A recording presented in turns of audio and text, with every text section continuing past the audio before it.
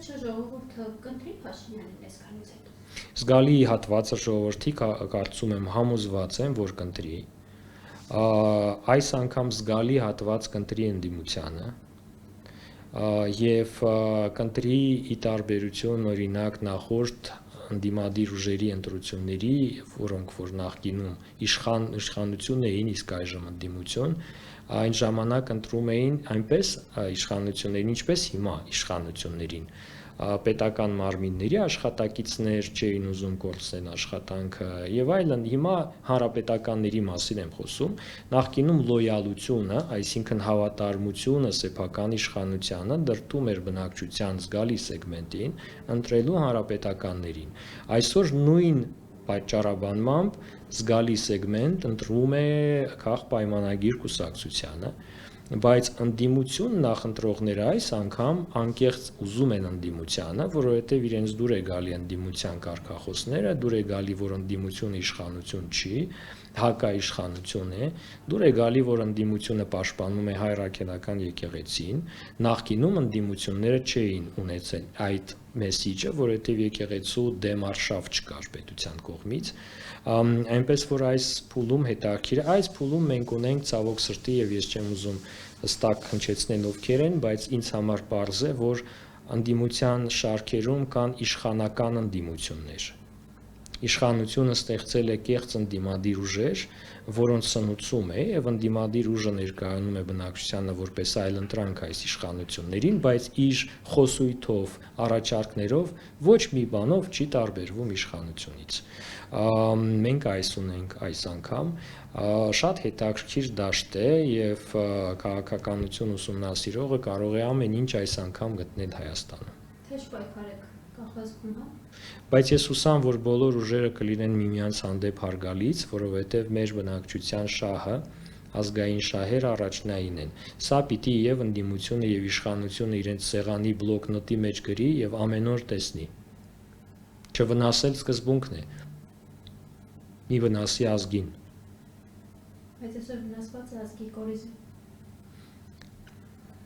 Շատ։ Ինչպես վերականգնենք։ Վնասը շատ ծանր է, հետպատերազմական եւ արցախցիների կորուստներ եւ վստահության կորուստ եւ ձեր պատմած անկանխատեսելի ներգաղթ տարբեր ոչ բարեկամ երկրներից պոտենցիալ իմաստով ես միշտ հիշում եմ այդ պայմաններում, երբ որ խոսում ենք, վավերագրական կադրեր կան Գերմանիայի քաղաքներից երկրորդ համաշխարհայինից հետո, երբ որ կարծեմ Բերլինն էր, ահա շարվել են մարդիկ փողոցում, պլատակների մոտ եւ դրանք տարբեր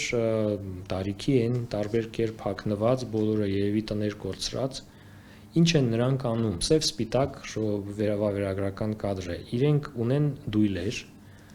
դույլը փոխանցում են պլատակների մոտ, այդ մարդը այդտեղ կանգնած լցնում է պլատակների քարեր, կտորներ եւ փոխանցում հետ, այդ շարքով մարդիկ թափում են եւ դատարկ դույլը նորից հետ, այդպես ազատում էին տեղ նոր տուն կառուցելու։ Հետո բնականաբար հավանաբար միասին էին տունը կառուցում, հետո մյուս տունն էին միասին կառուցում։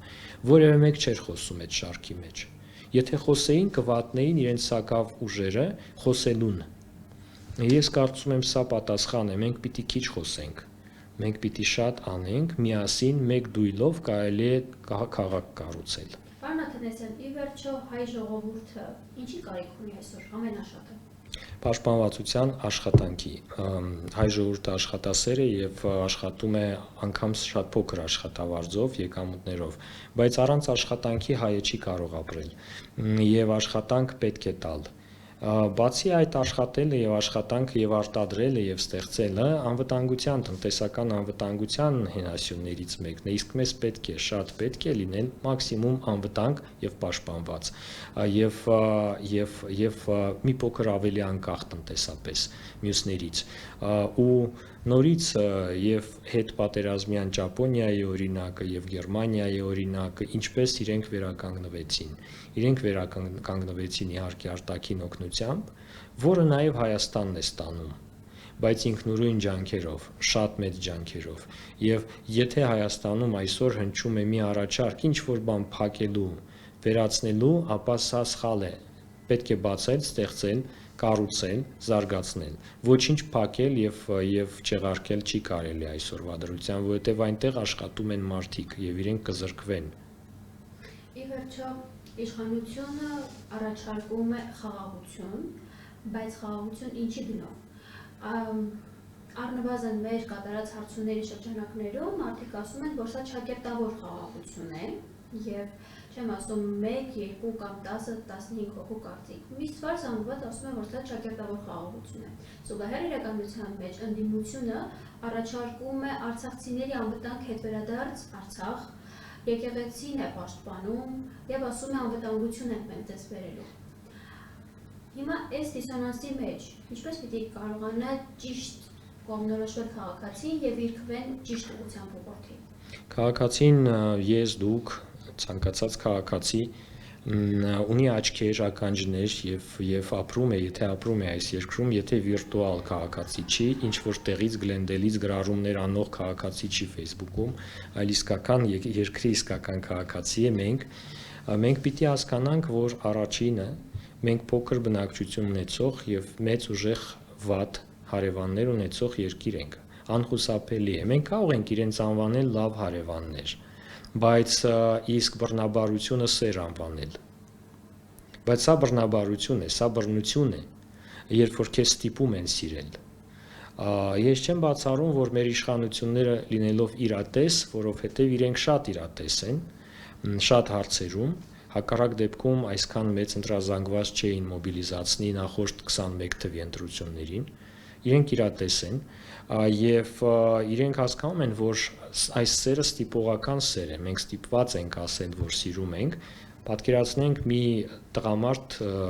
առևանգել է մի կնոջ, բանտարկել է մի փոքր սենյակում եւ ասում է, ասա, որ ինձ սիրում ես, որ քեզ ազատեմ, կամ որ քեզ ուտելիք տամ, կամ քեզ թույլ տամ, որ գնաս զուգարան։ Եվ մեր սերը, երբ որ մենք այդ կնոջ պես վերջը ասում ենք, հա, քեզ սիրում եմ, այսպիսին է։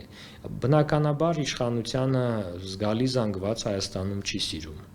բայց օբյեկտիվ լինենք, մոռանանք իշխանությունների մասին, քաղաքականության մասին, ընտրությունների մասին։ Հայաստանը գտնվում է մի պայմաններում, որտեղ պետք է ուժեղանալ եւ պետք է կարողանալ այդ սենյակի դուռը ջարդել, դուրս գալ եւ մեզ բռնացող մարդուն պատժել դրա համար, սա փաստ է, մենք չենք կարող իրեն սիրել իրապես։ Այսինքն անգամ եթե այսօր ասում ենք, որ ինչ որ մեկին սիրում ենք եւ սեր ենք խաղում եւ նաեւ խաղաղության օրակարգ ունենք, ապա մտքում պիտի միշտ հիշենք, սա կարճատև պրոյեկտ է, առաջինը։ Երկրորդը, պետք է կարողանալ ուժեղանալ եւ երբ որ այս դուռը մեզ համար բացվի, մենք պիտի ոչ թե փախչենք, ճեղքենք, վազենք եւ Հայաստանը թողնենք, այլ պիտի այդ բաց դուռը ոտքը դնենք եւ թույլ չտանք, որ մեզ էլի փակեն այդ սենյակի մեջ։ Եվ այդ սենյակը, այդ դուռը, այդ միջանցքը եւ մյուս սենյակները պետք է մեզ համար հավասարապես մատչելի լինեն եւ օգտակար լինեն եւ չլինեն այդտեղ թշնամիներ։ Մենք պիտի մտածենք, հասկանանք, որ այսօր ռազմական ուժով խնդրեմ լուծելը դժվար է մեզ համար, բայց կան բազում այլ մեթոդներ՝ տեղեկատվություն, գիտություն, կրթություն, մշակույթ եւ լավ հարաբերություններ շատերի հետ։ Լավ հարաբերությունը ոչ թե ֆորումներ կազմակերպելու միջոցով է Հայաստանում, այլ վստահություն ներշնչելն է։ Վստահություն, երբ որ քեզ վստահում են եւ գիտեն, որ հայ ժողովրդին կարելի է վստահելի ենք, ազնիվ են։ Մեզ հարցնենք, մենք ազնիվ ենք։ Եվ եթե մենք ինքներս մեզ չենք վստահում, ինչու ենք ուզում, որ մյուսները վստահեն։ Մենք գործ ունենք անելու անառաջի հերթին մեզ հետ։ Մեր որակները պետք է փոփոխել։